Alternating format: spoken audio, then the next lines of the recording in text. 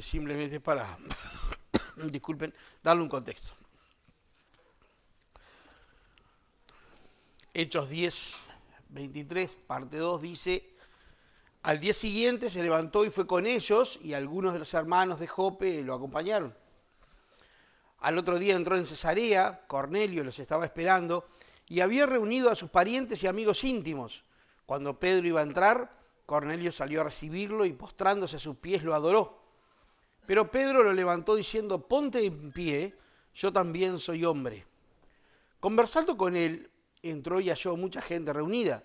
Entonces Pedro les dijo: ustedes saben que no es lícito para un judío asociarse con un extranjero o visitarlo, pero nuestro Dios me ha mostrado que a ningún hombre debo llamar impuro o inmundo.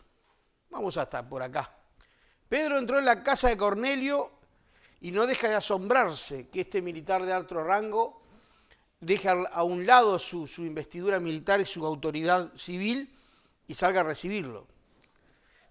Se da una situación entre divertida y un poco embarazosa acá entre Pedro y Cornelio.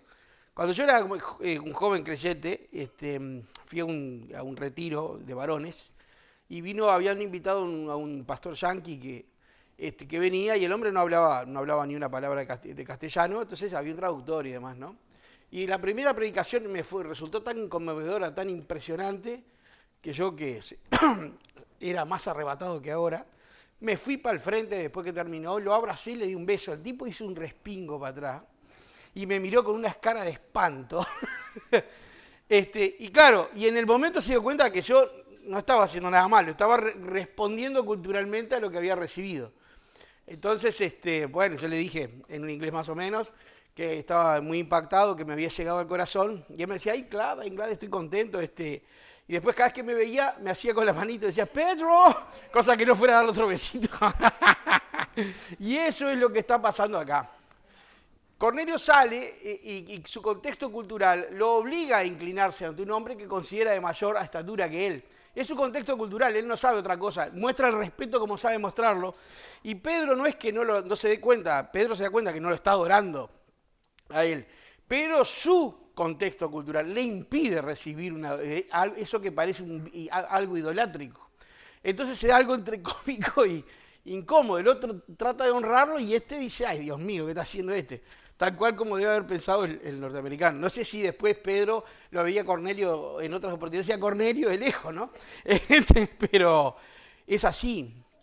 Sale Cornelio completamente expectante y lo está esperando para presentarle sus respetos. Y esos contrastes son tan impresionantes porque para ahora nosotros hay cosas que van de suyo, pero en aquel momento no. Y están ocurriendo por primera vez. Y este es el momento, uno de los grandes momentos de la Biblia, donde el Israel de Dios se agranda, la asamblea divina se agranda para incluir todas las naciones. Pero claro, está pasando. Y es nuevo, entonces pasan estas cosas, es que más allá de marcos culturales, ambos son iguales ante Dios. Porque ni Pedro es digno de reverencia, ni Cornelio es digno de que no lo reverencien también. Hay una igualdad manifiesta, cosa que en el contexto judaico era muy difícil, porque como nos enseñó Ken el domingo pasado, no era un prosélito, no estaba circuncidado. Era un adorador de Dios, un temeroso de Dios, y por lo tanto era un incircunciso. Y los judíos no tocaban a un incircunciso ni con un palo, no tocaban, no se acercaban, no comían, no entraban. Y entonces acá hay un contexto de igualdad que se va a desarrollar en el texto, que es desconocido para ellos. Es desconocido para Pedro y los judíos que vinieron con él, y es desconocido para los gentiles. Porque temeroso de Dios seguramente iba a la sinagoga, pero no vayan a pensar que un judío se acercaba a decirle bienvenido. Se estaba por ahí, medio afuera. Y lo trataban medio más o menos, porque no era del pueblo, y porque no se trataban entre sí. Ni hablar que no comían juntos, ni se saludaban, ni nada por el estilo. Pero el versículo 27 al 29 dice: conversando él entró y halló mucha gente reunida. Acá está el gran lienzo. Y acá están los animales impuros. Acá están, en el hall. El hall de Cornelio es el gran lienzo. y sus amigos y familiares son los bichos impuros que Dios ha apartado para sí. Entonces, encontró mucha gente reunida. Entonces Pedro les dijo, ustedes saben que no es lícito para un judío asociarse con un extranjero o visitarlo, pero Dios me ha mostrado que a ningún hombre debo llamar yo impuro o inmundo. Por eso cuando mandaron a buscarme vine sin poner ninguna objeción. Pregunto pues, ¿por qué causa me han llamado? Bueno, el arranque de Pedro no podía ser seguramente diplomático, ¿no? Porque queda medio antipático. Ustedes saben que yo nunca entro con ustedes, que son todos roñosos para nosotros. Es básicamente lo que le está diciendo. Sin embargo, hay una razón para eso. Por supuesto que Cornelio y sus asociados, familiares y amigos, conocían el contexto judío y naturalmente que sabían que los judíos no se asociaban con los gentiles. Y para ser tomado en serio, él tiene por qué explicar por qué sí se está asociando con un gentil. Si no, se iba a ser considerado una persona poco seria. Siendo un judío puro, entraba a la casa de un gentil y no se preocupaba de nada. No, sí. Lo que pasa es que Dios ya le había mostrado que no debía preocuparse. La prohibición de los judíos de no tener ningún trato, si bien tiene una base bíblica antiguo testamentaria, en realidad había sido desarrollada posteriormente en el Talmud. Y por lo tanto era algo, una costumbre religiosa de ellos, no necesariamente el deseo de Dios, porque el deseo de Dios para Israel siempre fue que fuera su sacerdote, su pueblo que anunciaba las verdades a las naciones. Así que Pedro arranca explicando. Los gentiles reunidos, sin embargo, no se van a ofender porque Pedro les diga esto, que para el lector contemporáneo puede parecer un poco rudo. Pedro manifiesta que Dios le ha mostrado algo increíble, que la barrera ha caído. La barrera ha caído y este es el momento en que se va a manifestar en que el pueblo de Dios ya no es étnico, ni lo volverá a ser. El pueblo de Dios es multidiverso. Todas las naciones de la tierra, cumpliendo la comisión del rey a punto de ascender. Toda potestad me ha sido dada en el cielo y en la tierra. ¿Cuántas veces lo hemos citado este versículo? Por tanto, id a las naciones enseñándoles a guardar todas las cosas que os he mandado. He aquí yo estoy con vosotros todos los días hasta el fin del mundo. Y esto es lo que está sucediendo. Pero para ver en perspectiva lo que está sucediendo, vamos al Pablo en Efesios capítulo 2, versículo 11, que nos explica con claridad. Efesios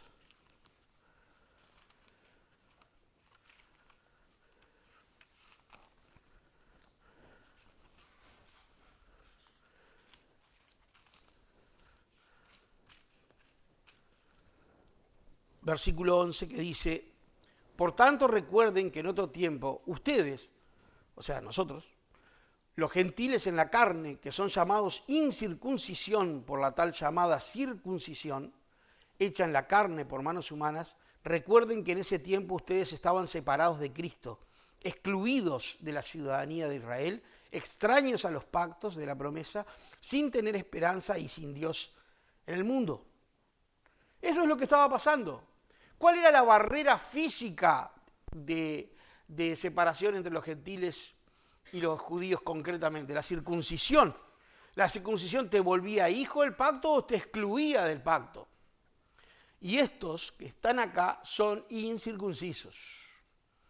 No son circuncisos. Y eso es todo un gran detalle. Porque lo que va a suceder deja a los judíos, al propio Pedro, perplejo. Perplejo porque no lo espera. Dios los considera limpios a estos y puros a los gentiles en base a una cosa que no es la circuncisión. La circuncisión era el prerequisito ritual para ser parte del pueblo. Sin embargo, acá va a pasar otra cosa bien diferente. La circuncisión, después nos va a explicar el apóstol Pablo, y para no tomar más tiempo, se los digo yo, es la circuncisión nuestra, la circuncisión de Cristo. En Cristo somos nosotros circuncidados. Pero la circuncisión que le importa a Dios en este desarrollo del pacto de la gracia es la circuncisión del corazón y no la del prepucio en los niños varones. Por lo tanto, está cambiando la dimensión y está cambiando la esfera de la fe. Es todo un cambio. Claro que nosotros que vivimos en esta época, no podemos ver lo que significaba para un judío tradicional eso. para lo que significaba para aquellos que habían entendido todo el tiempo que a Dios se acercaba a través de rito. Ahora hay un acceso tan directo que tiene que pasar tiempo para que se comprenda cómo es que Cristo ha hecho tan accesible a Dios. Porque el velo se rasgó el día que Cristo se entregó, pero no se rasgó el velo en la mente y en el corazón de todos los judíos creyentes. Eso necesitó tiempo y comprensión.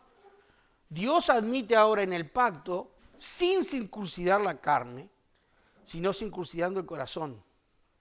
Nuestra circuncisión es la que Cristo tiene. Es una circuncisión mejor. Y nuestro sello no es el corte del prepucio, sino que es el Espíritu Santo, la tercera persona de la Trinidad. Entonces acá, ante la pregunta de Pedro, Cornelio narra, dice el versículo 30, y Cornelio respondió: hace 4 días a esta misma hora estaba yo orando en mi casa a la hora novena, 3 de la tarde, y un hombre con vestiduras resplandecientes se puso delante de mí y dijo: Cornelio, tu oración ha sido oída y tus obras de caridad han sido recordadas delante de Dios. Envía unos hombres a Jope y a llamar a Simón, que también se llama Pedro. Él está hospedado en la casa de Simón el curtidor junto al mar. Por tanto, al instante envié a buscarte y has hecho bien en venir. Ahora pues todos nosotros estamos aquí presentes delante de Dios para oír todo lo que el Señor te ha mandado.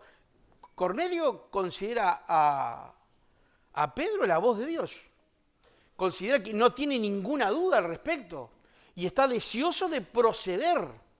O sea que la fe previa de Cornelio, porque esto es claramente una fe previa, porque hay una oración que es contestada, la fe previa de Cornelio está manifestando el deseo de escuchar la voz de Dios. Cornelio narra qué es lo que pasó. Él y los suyos se disponen a escuchar y de buena gana lo que Pedro tiene para decirles. ¿Cuántas veces se nos da a nosotros esto? Muy pocas, ¿no? Pocas veces tenemos gente que tenga ganas de escuchar lo que hay para decir de Dios, pero el apóstol no desaprovecha. Explica que la intención de Dios de salvar a los gentiles entre todas las naciones, pero mientras lo explica, él también lo va digiriendo. Y esto es lo interesante de la situación, que él mismo va a ir asimilando que los animales impuros son la gente que los judíos llamaban impuros. Y si la división no era una cuestión de carne, de rito circuncidatorio, y si la impureza era otra cosa, ergo, lo que va a seguir después en el entendimiento del pensamiento judío es que aún los judíos eran impuros, al menos que fueran cristianos. Así que lo que se sigue es que el judaísmo no salva, sino el cristianismo. Pero esto es el desarrollo que nosotros hemos hecho 2000 años después, pero Pedro lo está entendiendo en el momento. Está recibiendo, está sirviendo a otros y está siendo servido por Dios para irle abriendo la mente. Todas las naciones de la tierra tienen creyentes. Va a haber de todas tribu, lengua y nación. La obra de Cristo es clarificada y Pedro la presenta de manera muy directa ante los gentiles y se hace mención de la necesidad de pedir perdón a Cristo. Versículo 34. Dice: entonces Pedro tomó la palabra y dijo: ciertamente ahora entiendo que Dios no hace acepción de personas. Él lo está diciendo, pero no hay que ser un gran pensador para darse cuenta que se lo está recibiendo, lo está digiriendo. Él diciendo: estos quieren escuchar la salvación judía. Y a su vez debe estar luchando entre sí, pero no es judía, entonces es de todos. ¿Y cómo que es de todos? Y ahí está ese precioso dilema, porque esa es la situación. El plan de Dios en el nuevo pacto era abrir la salvación a todas las naciones. Siempre fue el plan de Dios, pero Israel fracasó de una manera vergonzosa en esa tarea. La iglesia a veces también fracasa. Pero ese es el trabajo del pueblo de Dios, expandir la salvación, porque Dios es Dios de toda carne. No es solamente Dios de los judíos o de los creyentes o de los cristianos. Pedro está muy consciente de que las implicaciones del pacto abrámico han llegado. ¿Cuál es el pacto abrámico? El pacto abrámico es aquel en que Dios le dijo: te bendeciré a ti y a tu simiente, y en tu simiente, Jesucristo, tu simiente en singular, serán benditas todas las naciones de la tierra. Ese es el pacto que se está cumpliendo hoy. se está abriendo y se sigue cumpliendo en nuestros días. La simiente de Abraham sigue bendiciendo las naciones, y si la simiente de Abraham es nuestro benefactor, es el quien nos bendice, nosotros somos descendientes de Abraham también en el Espíritu. Y por lo tanto somos el pueblo del pacto. Y si somos el pueblo del pacto, somos el pueblo de Dios en la tierra. Y no hay nada que tenga que ver con el judaísmo. Es simplemente el cristianismo. Es simplemente el Dios de toda carne, salvando por el Mesías de toda carne a gente, de todo tipo de gente, de toda nación. La salvación es extendida a toda raza y cesó para siempre de ser una salvación para una nación étnica. Versículo 35 y 36.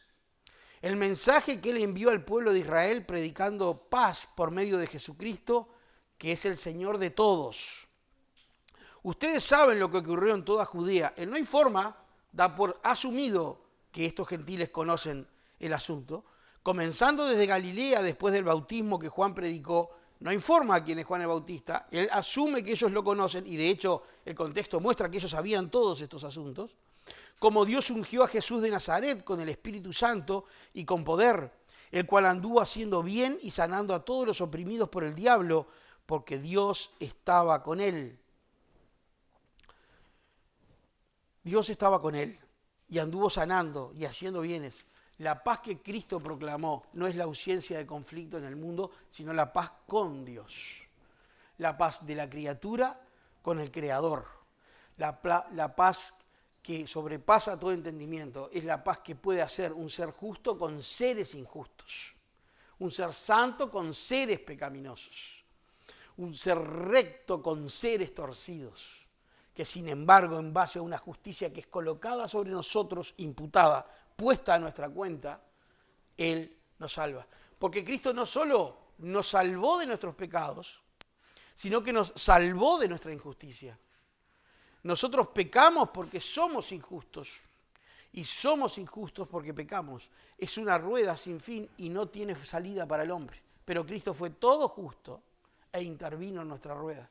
No solamente somos perdonados en Cristo, además de ser perdonados, somos declarados justos. Así que Dios no solo nos ve como un redimido, como un comprado, sino como un justo o una justa. Y eso es mucho, porque quiere decir que a los ojos de Dios somos impecables, impolutos, sin suciedad, sin nada malo, gracias a Cristo.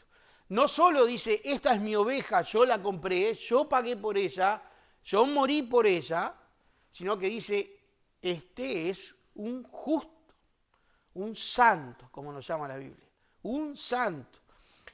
La santidad es el carácter eminente de Dios y sin embargo lo coloca en nosotros, criaturas que todos nosotros sabemos que de santo no tenemos nada por nosotros mismos, pero Él lo coloca sobre nosotros, nos lo regala, la corona, la famosa corona de Apocalipsis, que los ancianos se sacan y tiran a sus pies y se postran y dicen, digno eres tú, ¿no? Digno es el Cordero que inmolado fue. Ese es el asunto.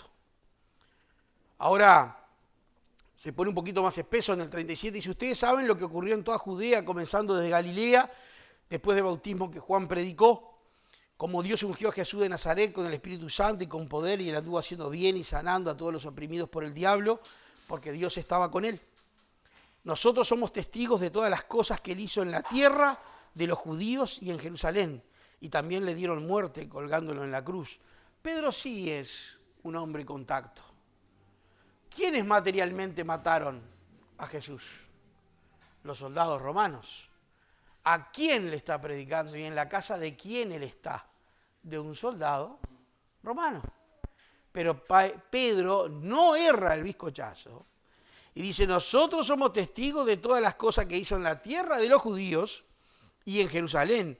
Y también le dieron muerte colgándolo de una cruz. La acusación es directa hacia el Sanedrín. Y soslaya el procedimiento militar que lo llevó a la muerte, porque los judíos no podían crucificar. Él no acusa a los romanos de matar a Cristo, acusa al Sanedrín de matar a Cristo.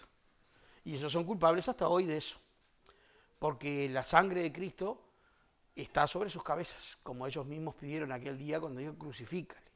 A vuestro rey, he de crucificar, crucifícale. Y ha hecho, no encuentro nada malo en él.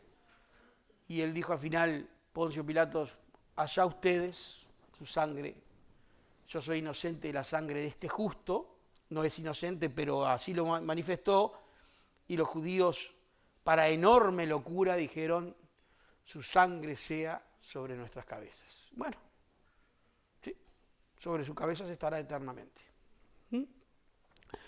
Horrible petición que se cumplió. Dice el versículo 40, pero Dios lo resucitó al tercer día e hizo que se manifestara, no a todo el pueblo, sino a los testigos que fueron escogidos de antemano por Dios. Es decir, a nosotros, que comimos y bebimos con Él después de que resucitó de los muertos. Aparece la muerte de Cristo, pero también aparece su resurrección, aparece su victoria. Y además aparece como testigo presencial y único de sus apariciones. Los 40 días que se apareció a aquellas personas. Hubo un momento que se apareció a 500 hermanos, o a más de 500 hermanos, pero en general a un grupo pequeño. Y comió con ellos y conversaba y los instruía. Y Pedro es testigo de primerísima mano de esos hechos increíbles. Y está ahí testificando. El apóstol era uno de los privilegiados que había disfrutado de la comunión con el Cristo redivivo. Y está diciendo, escuchen, no era un espíritu, no era una aparición, no era un holograma, porque de tal cosa no se sabía en aquella época, era Él. Y lo tocamos, lo que dice Juan, lo que han visto nuestros ojos, lo que palpamos con nuestras manos, lo que nuestros ojos contemplaron. De eso testificamos, que en cuanto al verbo de vida, la comunión con ellos. Esas son las pruebas que ellos tuvieron de que Jesús estaba corporalmente vivo luego de su resurrección. Así que Él no ha venido a transmitir el mensaje de un Dios muerto, sino de un Dios vivo. No ha venido a transmitir el mensaje de un Salvador impotente y en la tumba, sino de un Salvador suficientemente glorioso como para derrotar a la misma muerte e incorporarse y regir sobre el universo, que eso es lo que nosotros también estamos haciendo. Nosotros proclamamos a un ser potente, todopoderoso, como se dijo hoy en la oración, un ser todopoderoso, con toda potencia, con toda autoridad, capaz de volver de la misma muerte. Versículos 42 y 43. Y nos mandó a predicar al pueblo y testificar con toda solemnidad que este Jesús es el Dios que ha designado como juez de los vivos y de los muertos. De él dan testimonio todos los profetas, de que por su nombre todo el que cree en él recibe perdón de pecados. ¡Cuánta cosa! Lo mandó a predicar al pueblo. La palabra pueblo acá en el original es la palabra de pueblo del pacto. O sea que lo que él dice es que al testificarles a ellos, ellos son del pueblo. Son del pueblo. Acá va a ocurrir algo bien extraño. No me adelanto, pero supongo que ustedes ya lo han leído más de una vez. Y él les testifica con toda solemnidad, con toda seriedad, que Jesús es además el juez de los vivos y de los muertos. Para una mentalidad normal, ¿quién es el juez de los vivos y los muertos? Dios, pero es Jesús. Pedro está deificando al Señor Jesucristo. No es solamente el Mesías, no es solamente el Salvador, no es solamente el que nos imparte justicia, no es solamente el vencedor de la muerte, es Dios. Es Dios. Jesucristo es Dios. Y esa es una impresión tremenda en la mentalidad romana que era politeísta. Dios, en persona, estuvimos con Dios. Pedro está parado diciéndole, yo con Dios, comí con Dios, caminé con Dios, hablé con Dios, dormí al lado de Él. Él era Dios. Dios está diciendo que se vuelvan a Él. Quien te mandó fue un ángel de Dios, de ese Dios del que yo hablé, de ese Dios con el que tuve. La impresión es tremenda, hermanos. A veces nosotros perdemos de vista lo increíble que debe haber resultado en los romanos. Él les está diciendo, la divinidad misma, el creador absoluto del mundo, yo lo toqué. Imaginen eso. Nosotros no lo hemos tocado, pero él lo tocó. Yo vi cuando lo mataron, o estaba por ahí huyendo, pero vi cuando lo apresaron.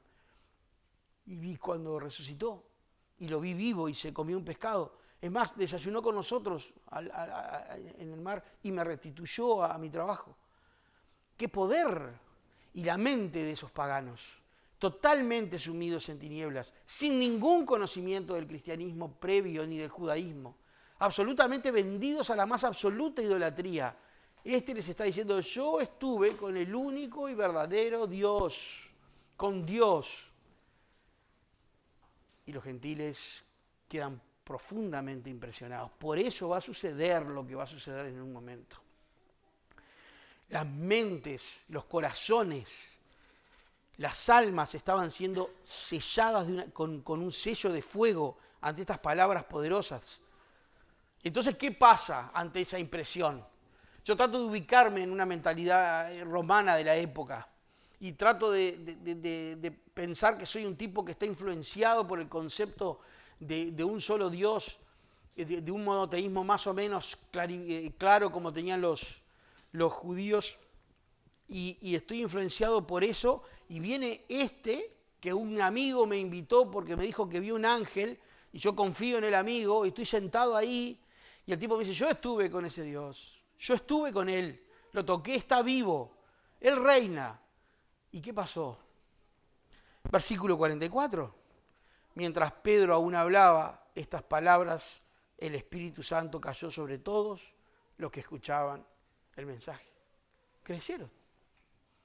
No hay una petición, no hay una oración, no hay nada. Hay una fe y una certidumbre que es sellada inmediatamente. No se bautizaron antes, ¿bien? No hay un bautismo, no hay nada. Hay una fe y el bautismo verdadero, el bautismo del Espíritu Santo. Aquello que Pablo llama un bautismo. Ese bautismo es el que cae sobre ellos. Y todos los creyentes que eran de la circuncisión, que habían venido con Pedro, se quedaron asombrados, atónitos, porque el don del Espíritu Santo había sido derramado también sobre los gentiles. También sobre los gentiles cayó el don, y cayó a la manera de Pentecostés. Cayó con lenguas de fuego, con dones de hablar idiomas, de hablar lenguas. Cayó visiblemente. Y los judíos estaban estupefactos. Dicen, ¿y esto qué es? ¿Qué está pasando acá?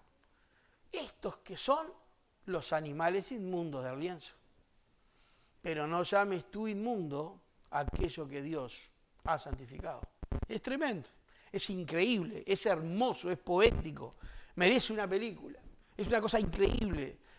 No lo pueden creer, no lo pueden creer. Fueron a predicar y el resultado estaba mucho más allá de sus expectativas. Porque yo no sé qué creían, que estos se iban a convertir medio ahí. No, espectacular. Entonces, Pedro, el portador de las llaves del reino, ve que se abre a los judíos en Jerusalén, se abre a los medios judíos en Samaria, sabe del etíope, el africano aquel que Felipe auxilió, y ahora gentiles natos, romanos, gentiles absolutos, y sin embargo la misma señal.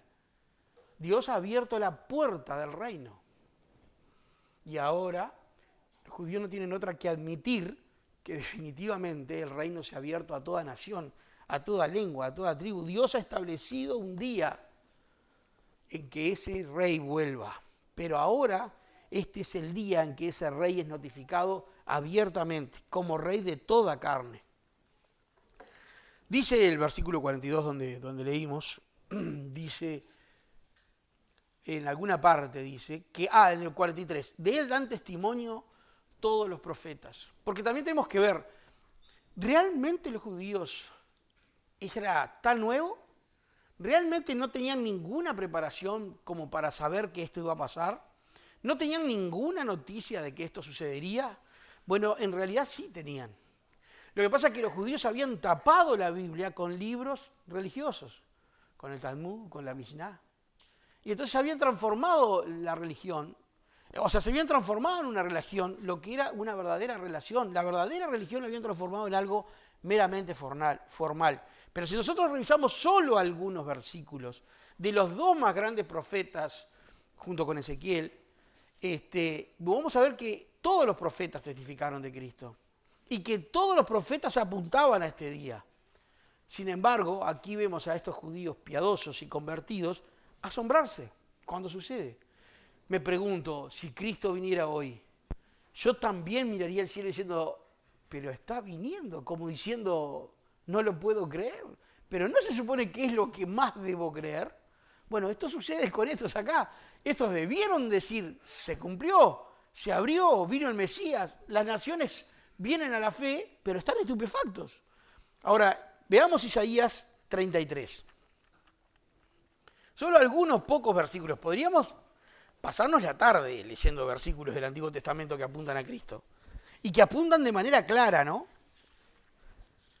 Isaías 33 habla de la esperanza que el pueblo de Dios tiene en su Señor.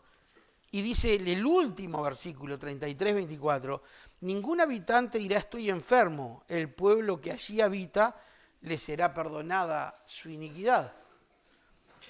Aquí vincula la condición física con el perdón de pecados. Habla de salud física y lo vincula con perdón de pecados. ¿Por qué? Porque en Isaías 53, el capítulo absolutamente claro sobre Jesucristo, que aún permanece cerrado para los que lo niegan, en su versículo 5 y 6, dice, pero Él fue herido por nuestras transgresiones, molido por nuestras iniquidades.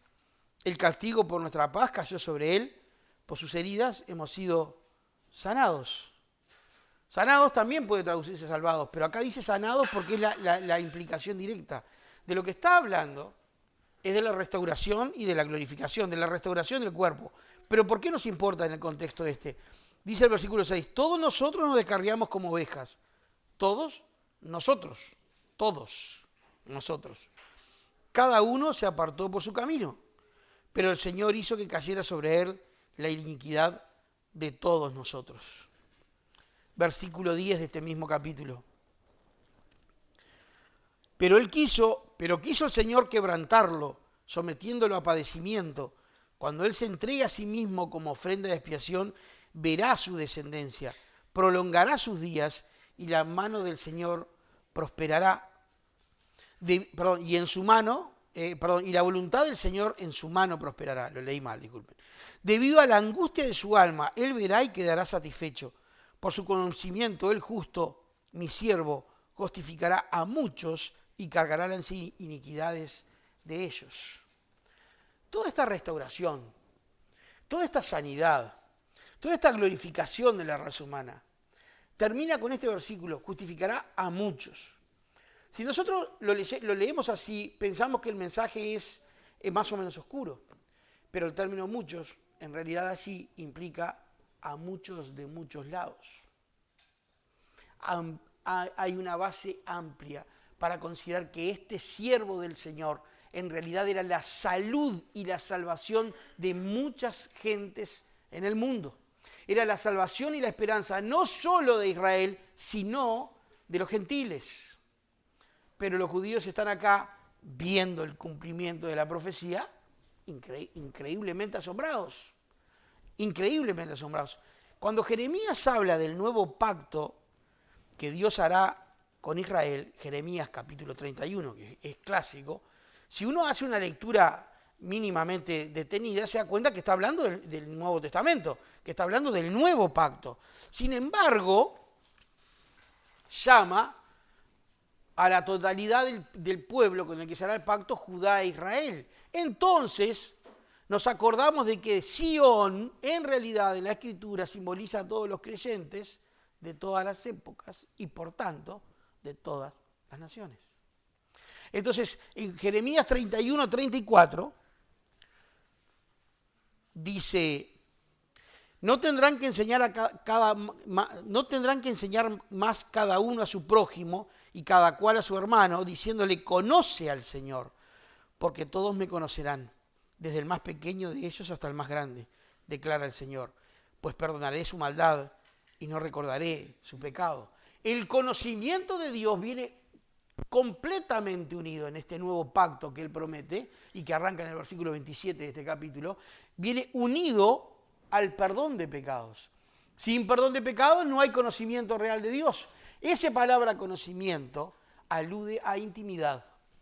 Es como cuando la Biblia dice conoció fulano a su mujer.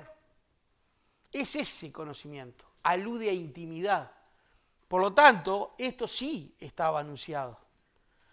Y lo están viendo. Y en este mismo profeta, en el capítulo 33, versículo 8, dice, los limpiaré de toda maldad que cometieron contra mí y perdonaré todas mis iniquidades con que pecaron contra mí y las que se rebelaron contra mí. Capítulo 33, las promesas de la restauración del pueblo de Dios.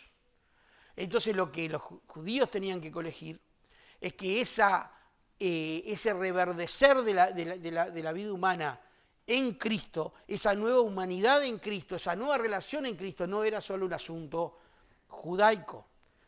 No era solo un asunto judaico. Y podríamos seguir, y incluso en los Salmos se pone mucho más directo, donde se apuntaba a que el Mesías era no solo restaurador de la nación de Israel, que también es restaurador de la nación de Israel. De hecho, Pablo dedica un capítulo entero en Romanos 11 a hablar de ese asunto, sino que es restaurador de todas las naciones y de toda carne. No es solo restaurador de Israel, es restaurador de Uruguay también. Y es restaurador de la Argentina y del Brasil y de Venezuela y de todos los países, porque Él es el Dios de toda carne. Esto hace que el conocimiento que el centurión tiene adquirido en contacto con la sinagoga, el conocimiento de ese Dios redentor, testifica de una persona que no solo ha venido a redimir a su pueblo circunciso en la carne, sino a todo pueblo. Lo que está ocurriendo adelante de los judíos es que se dan cuenta que el pacto, los hijos del pacto ya no son solo los judíos, sino que son... Hoy es evidente, la iglesia es en su amplísima mayoría gentil, aunque hay algunos judíos, pero en su amplísima mayoría es gentil. Cuando las palabras proféticas de Pablo se cumplan, las que están en Romanos 11, el pueblo de Israel será readmitido, pero nosotros no seremos expulsados. Será readmitido a este pueblo del nuevo pacto.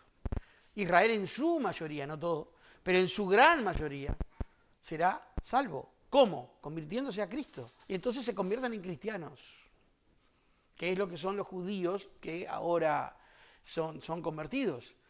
Yo he tenido varios contactos con ellos y ellos usan nombres particulares y demás, ¿no? Y nos dicen, somos judíos mesiánicos. Me da gracia el término, son cristianos. O sea, aceptan que Cristo es el Mesías prometido en las antiguas escrituras y que es el Dios de Israel y el Dios de toda carne, son cristianos. Es como que nosotros seamos uruguayos mesiánicos, ¿no? Sí, somos cristianos. ¿Por qué le buscamos otra vuelta? También somos uruguayos mesiánicos si queremos serlo. El asunto es que acá se cumple. El nuevo pacto se abre de repente. No es que se abrió en este momento. Las señales estaban cuando ya los medios judíos de los samaritanos se convirtieron. Cuando el africano de Candance se convierte. Es increíble eso. Pero ahora es manifiesto. Es toda una gente medio aristócrata gentil que recibe el Espíritu Santo, sin bautismo, sin circuncisión. Se abrió el conocimiento de Dios a toda gente. A toda gente. Versículo 44. Dice, mientras Pedro aún hablaba estas palabras, el Espíritu Santo cayó sobre todos ellos, los que escuchaban el mensaje. Y todos los creyentes que eran de la circuncisión, que habían venido con Pedro, se quedaron asombrados, porque el don del Espíritu Santo había sido derramado también sobre los gentiles, pues los oían hablar en lenguas y exaltar a Dios. Entonces Pedro dijo, ¿y quién puede acaso negar agua para que estos sean bautizados? Estos que han recibido el Espíritu Santo, lo mismo que nosotros. Y mandó que fueran bautizados en el nombre de Jesucristo. Entonces le pidieron que se quedara con ellos unos días. Claro, Pedro luego pone la marca del bautismo. ¿Pedro los manda a circuncidar? No, los manda a bautizar. ¿A quiénes? A los que estaban allí, que eran familiares y amigos ¿Solo los hombres? No, no lo dice. De hecho, el cristianismo siempre bautizó mujeres también. ¿Solo mayores? No lo dice. Y no sabemos. Pero ¿por qué limitar? Todos los que estaban allí. Descendió sobre ellos el Espíritu Santo. Todos son susceptibles de tener fe a cualquier edad. Todos. El apóstol estaba hablando y el Espíritu Santo cae. Y esa es la señal del nuevo pacto que él admite. Estos son igual que nosotros, son el mismo pueblo que nosotros. En el próximo capítulo, el hermano que le toque va a tener esa áspera discusión que los judíos tienen con él, los cristianos judíos tienen con él, cuando vuelve y dice, ¿qué hace entrando a casa de gentiles? Seguía el prejuicio. Y él lo va a explicar. Va a decir, bueno, pero mirá, lo que pasa que... Y también ellos se van a maravillar. El bautismo fue el sustituto de la circuncisión. Es una señal, como fue en el Antiguo Testamento la circuncisión, una señal externa de una fe ya tenida.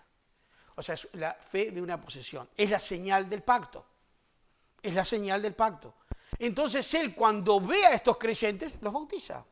No sé si había viejos, grandes, mayores, chiquitos, niños, bebés. No sé, los bautiza a todos. ¿Por qué? Porque sobre todos descendió. Dice, bueno, pero si estos tienen el mismo coso que nosotros, la circuncisión pasó. Pero lo más importante es que lo que pasó es lo que la circuncisión implicaba. El judaísmo se terminó para siempre. Y ahora solo queda para siempre el cristianismo, que es la fe del Mesías. La otra era la fe preparatoria para la manifestación del Mesías. Y el cristianismo es la fe de la manifestación del Mesías. Es la manifestación del Dios hecho carne.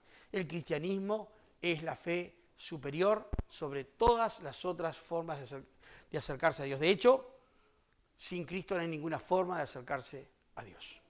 Por eso el cristianismo es exclusivo, porque su dueño, porque su autor, porque el Dios que lo creó es exclusivo. Por eso él dijo, yo soy el camino, la verdad y la vida, nadie viene al Padre si no es por mí. Así que no da lo mismo si estás sin Cristo y sos de alguna especie de secta.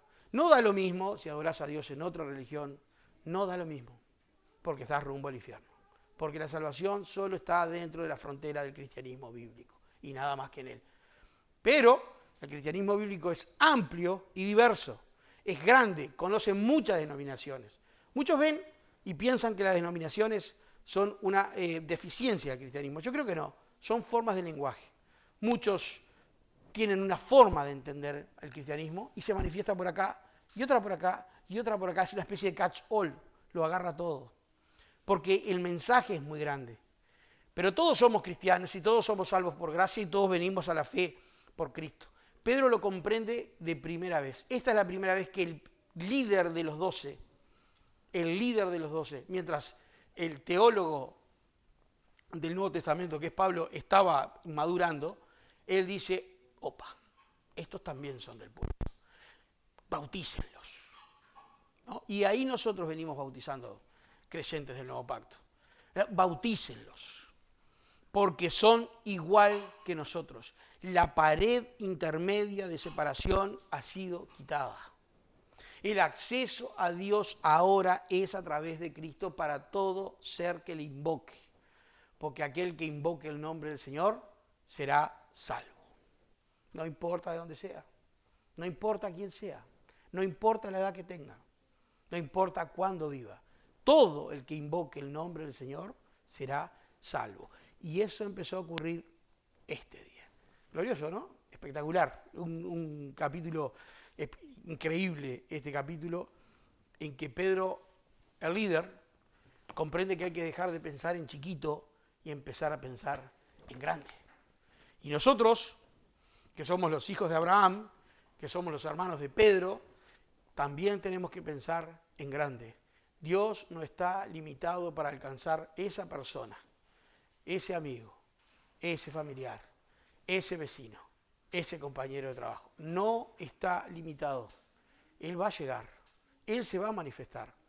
Extendamos el manto y vayamos por los animales impuros, porque nosotros no sabemos quiénes son los santificados. Así que, para ser literal con lo que Pedro se le enseñó, levantémonos, matemos y comamos.